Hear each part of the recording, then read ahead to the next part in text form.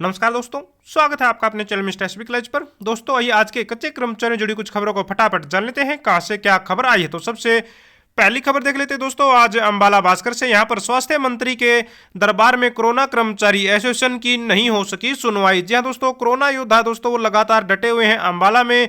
बता दें आप लोगों को कि वो स्वास्थ्य मंत्री अनिल विज जी से मिलना चाहते थे और अपनी नौकरी की सुरक्षा को लेकर दोस्तों यहां पर कार्यकाल को बढ़वाने को लेकर दोस्तों बैठक करना चाहते थे। तो यहां पर बता दें इनका 31 मार्च को कार्यकाल समाप्त हो चुका है, तो अब नौकरी समाप्त हो चुकी है, तो ये नौकरी को अब वो वापिस पाना चाहते थे। तो यहां पर मीटिंग की गई, बताया गया है 10 बजे कोरोना कर्मचारी जो एसोसिएशन है हरियाणा का प्रतिनिधिमंडल एक स्वास्थ्य मंत्री अनिल विज जी से मिलने पहुंचा।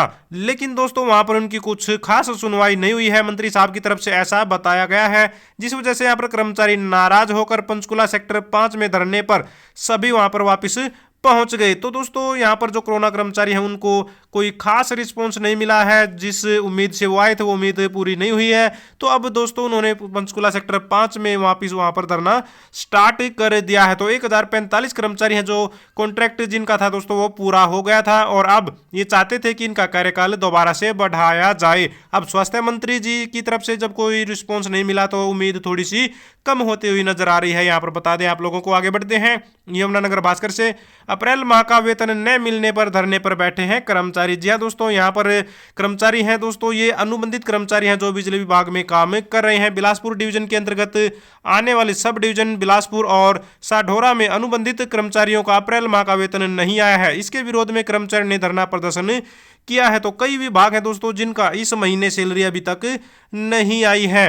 तो यहाँ पर बताया गया कि हरियाणा कौशल रोजगार निगम के कर्मचारियों की सैलरी अभी तक नहीं आई है। तो इस महीने में काफ़ी सारा खर्च होता है, जिसमें बच्चों के एडमिशन से लेकर अनाज खरीदने तक के उनकी ड्रेस वगैरह, फीस वगैरह काफ़ी बर्डन हो जाता है। तो कर्मचारी यहाँ पर आरोप लगा रहे हैं कि उनकी आर्थिक हालात को देखते हुए भी जो है विभाग अच्छा कदम नहीं उठा रहा है। तो अप्रैल माह का अभी तक इन्होंने जो है वेतन जारी नहीं किया है, तो ये इनके साथ अन्याय हो रहा है। अन्याय तो होना ही है। अभी आप लोगों को पता होगा जब नियम बनाया गया था कि 7 तारीख तक सैलरी डालनी है वरना जुर्माना लगेगा, अब उस नियम को हटा दिया गया सरकार की तरफ से। तो अब विभाग स्वतंत्र है, चाहे वो 7 तारीख को दे या फिर न दे। जुर्माने के डर से तो थोड़ा बहुत कुछ दबाव बनता था, लेकिन अब वो जुर्माने वाला प्रावधान खत्म कर दिया गया सरकार की ही तरफ से। सोनीपत से देख लीजिए अगली खबर। यहाँ पर ग्रामीण सफाई कर्मचारी ने अपनी मांगों को लेकर किया है प्रदर्शन। जी हाँ दोस्तों, यहाँ पर बता दें आप लोगों को कि जो गन्नौर ब्लॉक है दोस्तों उसमें ग्रामीण सफाई कर्मचारी पहुंचे थे अपनी मांगों को लेकर, और कुछ नाराज भी थे। ये कुछ अधिकारी हैं जो अभद्र व्यवहार यहाँ पर कर रहे हैं, तो इसकी शिकायत भी इन्होंने सीएम विंडो पर दी है।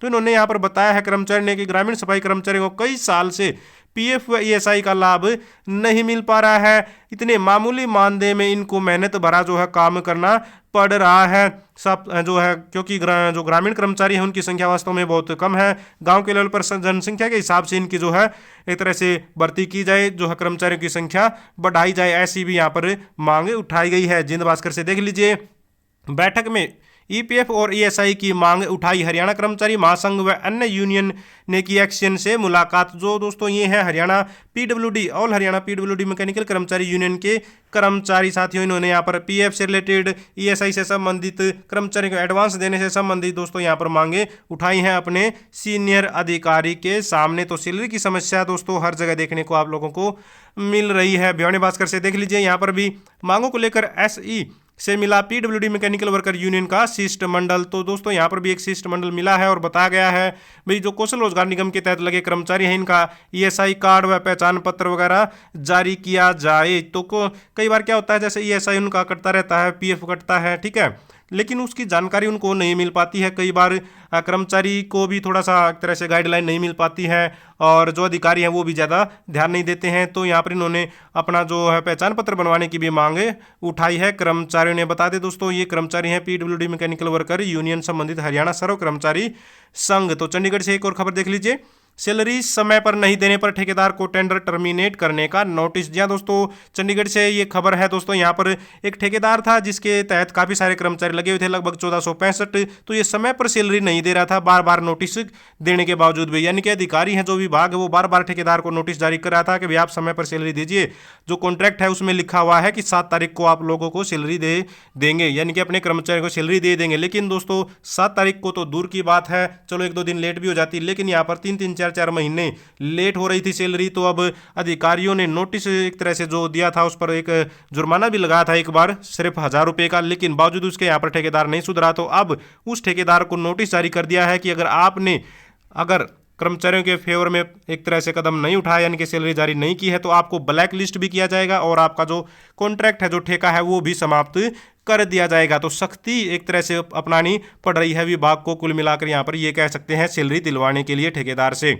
हांसी बरवाला से देख लीजिए, राज्य स्तरीय रैली के लिए संघ ने के जो जत्थे हैं दोस्तों, हांसी आकर कर्मचारियों को इनको दिया है न्योता। यानी कि दोस्तों जो सर्व कर्मचारी संघ हरियाणा की एक तरह से बड़ी मीटिंग होनी है 28 मई को जींद में, जो रैली होनी है उसकी तैयारियां बड़े जोर शोर से चल रही हैं। अलग अलग विभागों के कर्मचारियों की गेट मीटिंग की जा रही है, उनको न्योता दिया जा रहा है। ये खबर हांसी से, और इधर कुछ इसी तरह की खबर नारनौल से भी देख सकते हैं। कर्मचारियों ने जींद रैली के लिए दिया है आमंत्रण। तो ये रैली बड़े लेवल पर होने जा रही है, सरकार को जगाने के लिए, अपनी मांगे उठाने के लिए कर्मचारियों के द्वारा। जज्जर भास्कर से देख लीजिए, सफाई कर्मचारी बोले पक्का नहीं किया तो 21 को थाली और चम्मच बजाएंगे। जी हां दोस्तों, यहां पर नगर परिषद कर्मचारी भूख हड़ताल पर बैठे हुए हैं। 7 कर्मचारी हैं जो लगातार कार्मिक भूख हड़ताल पर बैठे हुए हैं। इन्होंने यहाँ पर बताया है 19 अक्टूबर से 29 अक्टूबर तक कर्मचारियों की हड़ताल चली थी, जो पिछले साल दोस्तों उस दौरान जो सरकार ने समझौते किए थे उनको लागू किया जाए। सरकार द्वारा 4,298 कर्मचारी यानी कि 68 शिविरमैन को पक्का करने का जो पत्र जारी किया गया है, LTC का जो पत्र जारी किया गया है,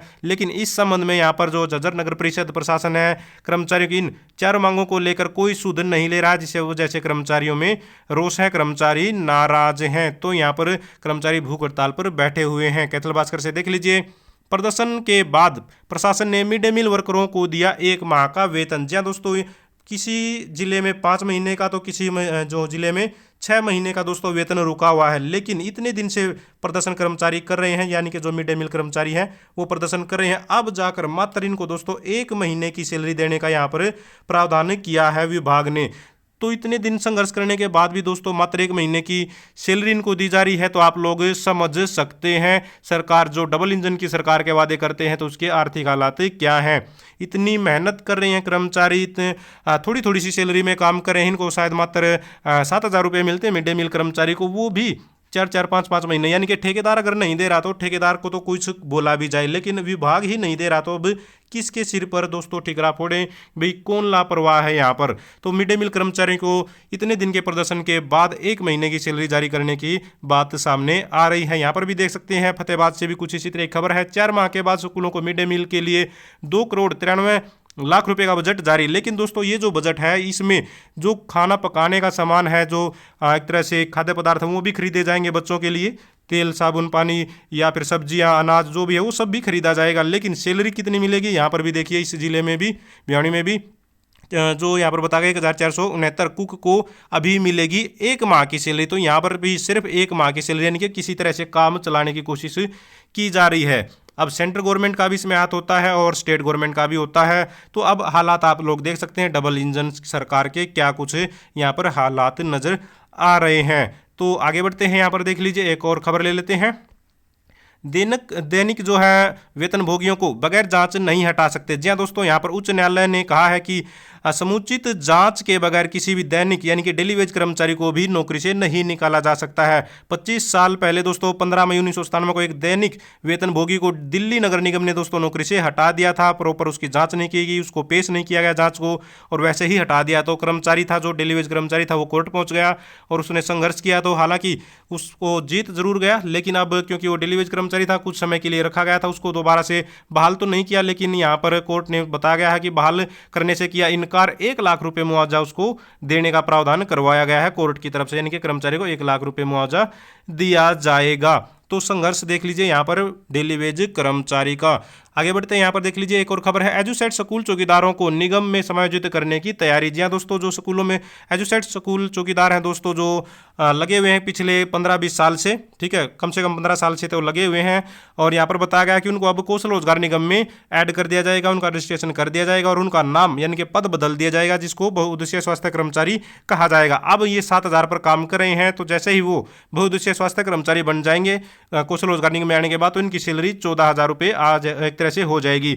इसकी घोषणा की थी मुख्यमंत्री साहब ने बजट में। इस साल जो बजट पारित किया गया था उसमें ये घोषणा की गई थी। जो एजुकेट जो स्कूल हैं चौकीदार हैं दोस्तों, उनकी दोस्तों यहाँ पर सैलरी बढ़ाने की बात की गई थी, क्योंकि वो लंबे समय से काम कर रहे हैं और लंबे समय से ही दोस्तों मांग कर रहे हैं कि उनकी सैलरी बढ़ाई जाए। आगे बढ़ते हैं यहाँ पर एफसीआई में सिलेक्शन के बावजूद आजीविका पर संकट, हरियाणा व पंजाब में भर्ती पर रोक। जी हाँ दोस्तों, एफसीआई में काफी बड़ी एक भर्ती हुई थी दोस्तों चौकीदारों की, आप लोगों को पता होगा। अब दोस्तों उसकी लिस्ट तक भी जारी कर दी गई है, लेकिन अब सरकार है यहाँ पर एफसीआई है जो वो चाह रही है कि इस भर्ती को किसी तरह से रोककर आउटसोर्सिंग के जरिए दोस्तों एक्स सर्विसमैनों को रख लिया जाए। तो किस तरह से, मतलब कोई गारंटी नहीं कह सकते भाई क्या चल रहा है।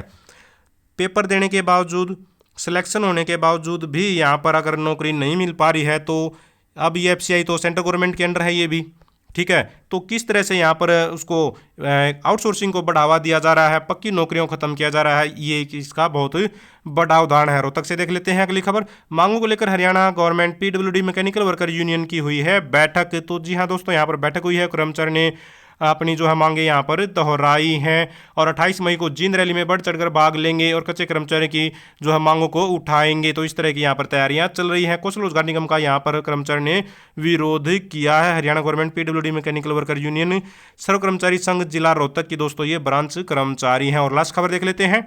हरियाणा परिवहन विभाग में कौशल रोजगार निगम के माध्यम से होगी 1190 परिचालक यानी कि कंडक्टरों की भर्ती। तो परिवहन मंत्री मूलचंद शर्मा ने परिवहन विभाग के अधिकारियों को समीक्षा बैठक में दिए हैं निर्देश। तो इस पर दोस्तों कार्रवाई आगे बढ़ गई है। इस खबर को हमने काफी दिन पहले आप लोगों को दिखा दिया था कि 1190 कंडक्टरों की भर्ती होगी कौशल रोजगार निगम के माध्यम से। वैसे देखा जाए तो अगर 1190 कंडक्टरों की जरूरत है तो इनको पक्की भर्ती निकालनी चाहिए थी, लेकिन कौशल रोजगार निगम के माध्यम से थोड़ी सी सैलरी पर भर्ती निकाल रहे हैं। फिर उसमें से कुछ लगेंगे, कुछ नहीं लगेंगे, जरूरत के हिसाब से बीच में से उनको हटाते रहेंगे। अगर वास्तव में जरूरत है कर्मचारियों की तो पक्की भर्ती यहाँ पर करनी चाहिए थी सरकार को। ये पक्की भर्तियों को खत्म करने का एक रास्ता मतलब इख्तियार किया जा रहा है, बनाया जा रहा है कौशल रोजगार निगम को, न कि दोस्तों यहाँ पर कोई से खास हेल्प मिल रही है। बहुत सारे कर्मचारी हैं जिनको लगाया गया कौशल रोजगार निगम के माध्यम से, सरकार गुणगान करती है, लेकिन दोस्तों कितने हटा दिए गए हैं बीच में अलग अलग वजहों से, उसको नहीं बताया जा रहा है। तो दोस्तों ये थी सारी की सारी आज की आउटसोर्सिंग कर्मचारियों जुड़ी खबरें।